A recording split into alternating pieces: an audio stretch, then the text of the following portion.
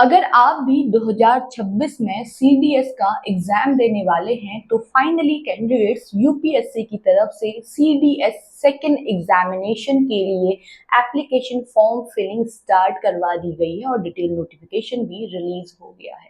तो आज की इस वीडियो में हम पूरा डिटेल नोटिफिकेशन डिस्कस करने वाले हैं।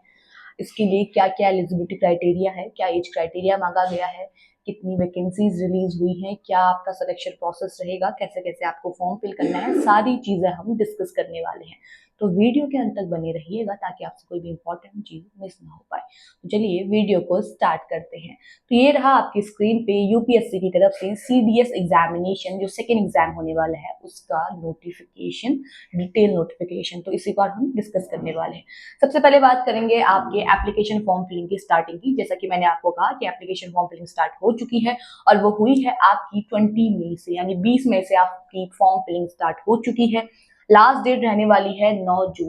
तो 9 जून तक आप अप्लाई कर सकते हैं सीडीएस सेकेंड एग्जाम के लिए, ठीक है। एंड डेट रहेगी आपके पेपर की, यानी आपका एग्जाम किस दिन होगा, वो होगा आपका 13 सितंबर, यानी 13 सितंबर को आपका पेपर होने वाला है 2026 में ही। फिलहाल ये डेट दी गई है यूपीएससी की तरफ से आपके सीडीएस सेकेंड एग्जामिनेशन के लिए। अब कैसे कैसे फॉर्म फिल करना है, तो सबसे पहले आपको एक यूआरएन नंबर जनरेट करना है। अगर आपने इससे पहले यूपीएससी का कोई फॉर्म फिल किया हुआ है तो आपके पास यूआरएन नंबर यानी यूनिवर्सल रजिस्ट्रेशन नंबर जो है वो पहले से ही जनरेट किया हुआ होगा। और मैं आपको बता दूं कि ये नंबर एक ही बार जनरेट होता है और लाइफ टाइम चलता है। तो अगर आपके पास है तो आप उसको फिल करेंगे, ठीक है, स्टार्टिंग में जब आपको रजिस्ट्रेशन करना है या लॉग इन करना है।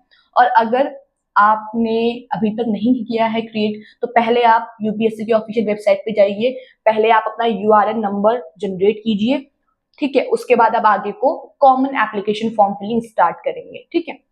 तो सबसे पहले आपको यूआरएन नंबर जनरेट करना है जो लाइफ टाइम में एक ही बार होता है, उसके बाद आपका चलता है। तो आपका यूआरएन नंबर एंड पासवर्ड अगर आपको याद है, आपने पहले क्रिएट किया हुआ है, तो आप कॉमन एप्लीकेशन फॉर्म फिलिंग अपनी स्टार्ट कर देंगे सीडीएस सेकेंड एग्जामिनेशन के लिए, ठीक है। तो यहाँ पे आपको पहले जो आपका यूआरएन नंबर है वो फिल करना होगा, जो one time edit facility for URN profile होती है, ये आपको फिल करना है, जो आपका कॉमन एप्लीकेशन फॉर्म रहता है। लाइव फोटो आपकी कैप्चर होती है, सिग्नेचर आपको अपलोड करने होते हैं, फोटोग्राफ आपको अपलोड करनी होती है।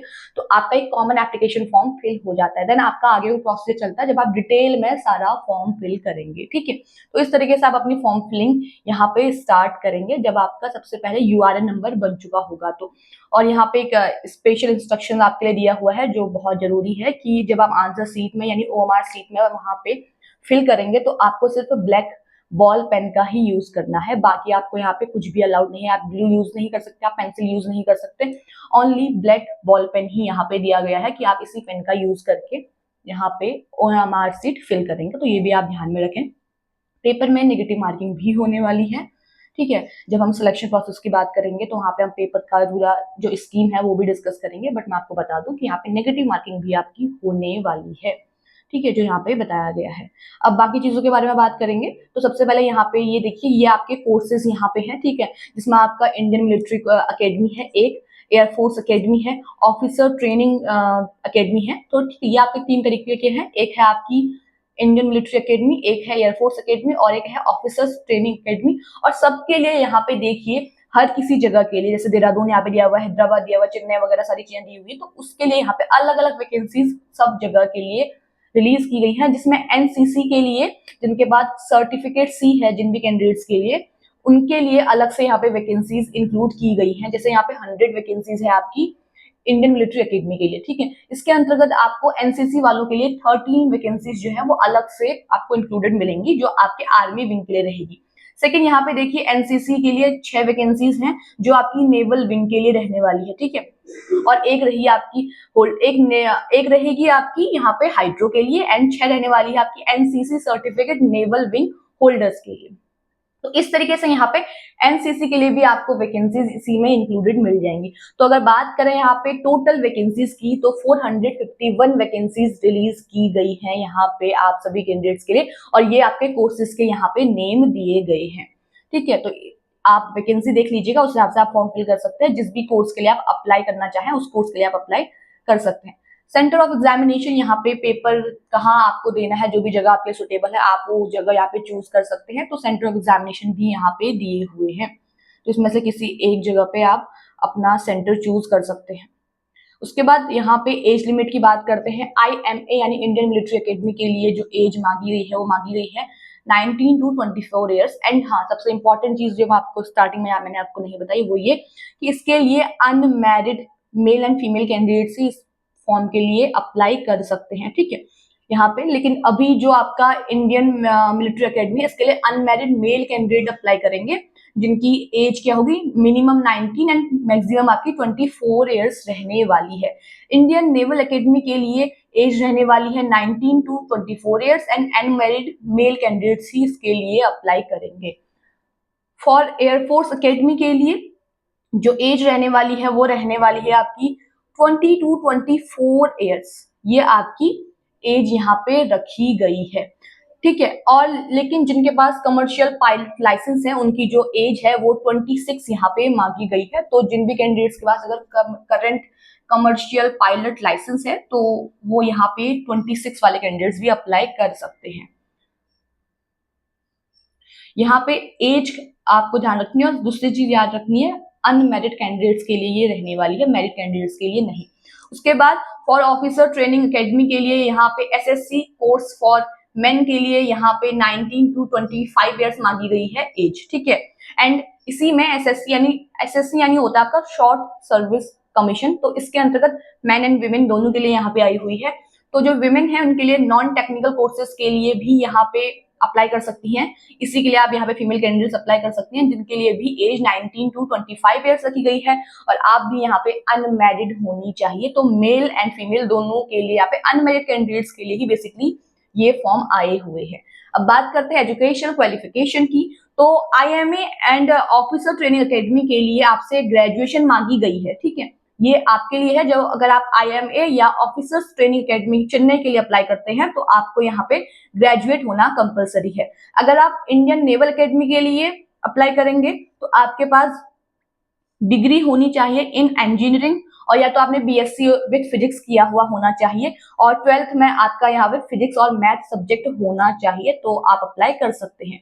उसके बाद फॉर एयरफोर्स एकेडमी, तो इसके लिए आपके पास ग्रेजुएशन होनी चाहिए विद फिजिक्स एंड मैथमेटिक्स 10+2 यानी 12th में आपका यहाँ पे फिजिक्स और मैथमेटिक्स होनी चाहिए एंड आपने ग्रेजुएशन किया हुआ होना चाहिए। अगर आपके पास ये नहीं है, ग्रेजुएशन नहीं है, तो आपके पास बैचलर ऑफ इंजीनियरिंग यहाँ पे होनी चाहिए, तो वही कैंडिडेट्स इसके लिए अप्लाई कर सकते हैं। अब यहाँ पे एक इंपॉर्टेंट चीज मैं आपको और बता दूं कि इसके लिए जो अपेयरिंग वाले कैंडिडेट्स हैं यानी जो अपने फाइनल ईयर या फाइनल सेमेस्टर में हैं, या चाहे आप ग्रेजुएशन कर रहे हो या आप बैचलर ऑफ इंजीनियरिंग कर रहे हो या आप BSc फिजिक्स कर रहे हो, तो आप सभी कैंडिडेट्स भी यहाँ पे अप्लाई कर सकते हैं, ठीक है। लेकिन आपके जो SSB इंटरव्यू जो होता है आपका, उसके टाइम से उसके बाद आपको यहाँ पे डॉक्यूमेंट जो आपके सर्टिफिकेट जो होंगे ओरिजिनल सर्टिफिकेट्स, वो आपको यहाँ पे जो एड्रेस मेंशन किया गया है, ये एड्रेस आपको देखने को मिल रहा होगा यहाँ पे, न्यू दिल्ली का ये एड्रेस है, यहाँ पे आपको ये भेजने होंगे यानी पोस्ट करना होगा, ठीक है। तो आप अपेयरिंग वाले भी अप्लाई कर सकते हैं, लेकिन आपको सेलेक्ट होने के बाद आपके कोर्स स्टार्ट होने से पहले आपको वैलिड डॉक्यूमेंट ओरिजिनल जो मार्कशीट होंगी वो आपको शो करनी होंगी।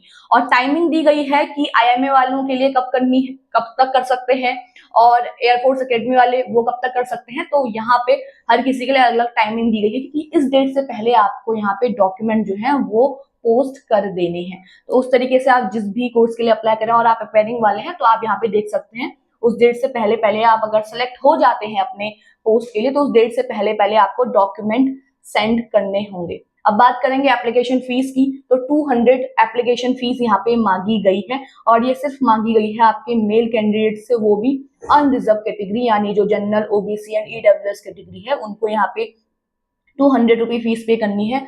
उसके अलावा जितनी भी फीमेल कैंडिडेट्स हैं किसी भी कैटेगरी से बिलोंग करती हो और जो SC ST वाले जो कैंडिडेट्स हैं उनको यहाँ पे कोई भी फी पे नहीं करनी है, ठीक है। तो यहाँ पे आपको कोई भी फी पे नहीं करनी है, जो यहाँ पे लिखा भी गया है। तो यहाँ पे बेसिकली मेल कैंडिडेट्स को ही 200 रुपये फी पे करने हैं। कैसे कैसे अप्लाई करेंगे, ऑफिशियल वेबसाइट आपको यहाँ पे दिख रही होगी, इसी में जाके आपको फॉर्म फिल करना है। कॉमन एप्लीकेशन फॉर्म फिलिंग में आपको बता चुकी हूँ। जब आपका कॉमन एप्लीकेशन फॉर्म फिलिंग आपकी हो जाती है देन आप यहाँ पे मेन फॉर्म पे आएंगे जिसपे आप अपनी एजुकेशनल क्वालिफिकेशन, एग्जाम सेंटर, सारी चीजें वहां पे फिर आप उसके बाद फिल करेंगे। तो यहाँ पे इस तरीके से, और सबके लिए जो एज क्राइटेरिया है वो अलग अलग है, एजुकेशन क्वालिफिकेशन भी अलग अलग है। तो आपके पास अगर इनमें से कोई एजुकेशन क्वालिफिकेशन है और आपकी एज जो मैंने आपको बताई उसके अंदर आती है, तो आप यहाँ पे अप्लाई कर सकते हैं CDS सेकेंड एग्जाम के लिए। अब हम सीधे एग्जाम पैटर्न के बारे में यहाँ पे बात करेंगे। ये रहा आपका स्कीम ऑफ एग्जामिनेशन, जिसमें आपका पहले रिटन एग्जाम होता है, देन आपका SSB इंटरव्यू होता है। तो पहले बात करेंगे रिटन एग्जाम के लिए, देन हम SSB इंटरव्यू पे आएंगे। तो यहाँ पे जो रिटन एग्जाम है आपका, जो पहले रहेगा Indian military academy and Indian naval academy and air force academy, 3 यहाँ पे, ठीक है। इंडियन मिलिट्री एकेडमी, ठीक है, Indian naval academy and air force academy. तो इसके लिए 3 सब्जेक्ट आपके रहने वाले हैं पेपर में, English, general knowledge and elementary mathematics. 2-2 घंटे का टाइम दिया जाएगा सबको करने के लिए, एंड टोटल 300 मार्क्स के 3 सब्जेक्ट होने वाले हैं, यानी 100 ईच। उसके बाद बात करेंगे ऑफिसर्स ट्रेनिंग एकेडमी के लिए। तो यहाँ पे 2 सब्जेक्ट आपके होंगे, एक होगा इंग्लिश, एक होगा जनरल नॉलेज। 2-2 घंटे का आपको टाइम दिया जाएगा, एंड 200 का टोटल ये होगा, यानी यहाँ पे 100 ईच आपका ये भी होने वाला है, ठीक है। तो यहाँ पे आपको इस तरीके से अपना रिटन एग्जाम वो देना है। जो पेपर है आपका वो इंग्लिश लैंग्वेज को छोड़ के general knowledge and elementary mathematics आपको बाइलिंगुअल देखने को मिलेगा, एंड पेपर जो होगा वो ऑब्जेक्टिव होगा, जो यहाँ पे इस पॉइंट पे लिखा गया है। तो पेपर आपका ऑब्जेक्टिव होने वाला है, लेकिन जो लैंग्वेज है वो आपको इंग्लिश में ही यहाँ पे देखने को मिलेगी। उसके बाद आपका यहाँ पे सिलेबस भी मेंशन किया गया है सारे सब्जेक्ट के हिसाब से, तो उस तरीके से आप यहाँ पे सारा सिलेबस देख सकते हैं। फिर कुछ स्पेशल इंस्ट्रक्शंस दिए हुए हैं कैंडिडेट्स के लिए, ठीक है, जो आप यहाँ पे देख सकते हैं। और आपको मार्कशीट कैसे फिल करनी है, पेपर में आपको रोल नंबर कैसे फिल करना है, वो सारी चीजें यहाँ पे दी हुई हैं।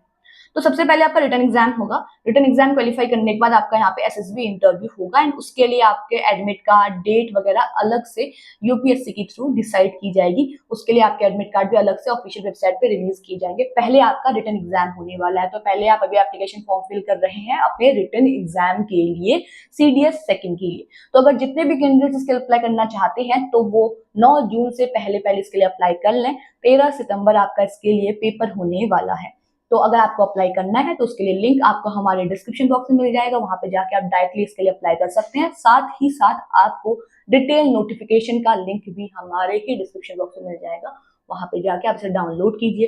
कैसे कैसे फॉर्म फिल करना है, कितने कोर्सेज हैं, कितनी वैकेंसीज हैं, क्या एजुकेशन क्वालिफिकेशन है, सारी चीजें आप डिटेल में वापस से देख सकते हैं। सारे इंस्ट्रक्शंस को पढ़िए जो दिए होते हैं आपको नोटिफिकेशन में, तो उस तरीके से आपको फॉर्म फिल करने में थोड़ा बहुत यहाँ पे सहूलियत होगी। बाकी आज की इस वीडियो में इतना ही। ऐसे ही गवर्नमेंट जॉब से जुड़ी हुई जितनी भी इन्फॉर्मेशन आती हैं उनसे कनेक्ट रहने के लिए आप हमारे चैनल को जरूर सब्सक्राइब कीजिएगा, और अगर आपको वीडियो पसंद आती है तो इसे लाइक एंड शेयर कीजिएगा। Thank you.